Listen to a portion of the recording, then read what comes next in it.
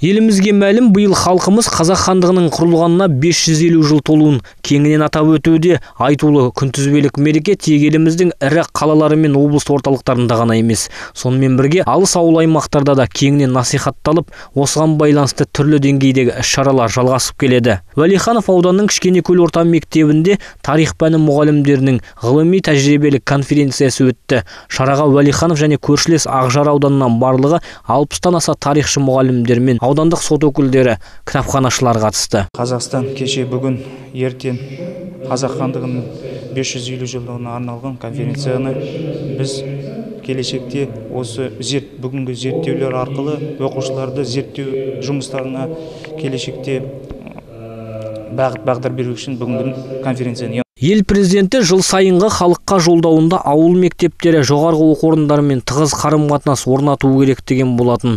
Осы мақсатта нөмірі 1 Кішкенекөл орта мектебі Көкшетау қаласының университеттерімен әріптестік орнатып алған.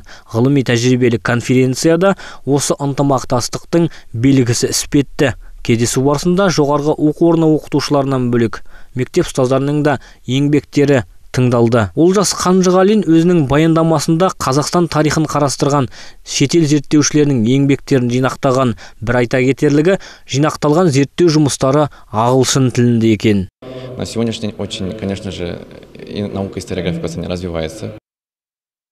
Қазір шетелдік тарихи зерттеулер алға қойылып келеді. Өткен тәуелсіздік алғалы бірқатар маңызды құжаттарға қолымыз жетіп келеді. Бұлар арқылы біз тарихи өткеніміз туралы қажетті көп мағлұмат біле аламыз. Дәл осы зерттеулерді мен бүгін ағылшын тілінде әзірлеп әкелдім.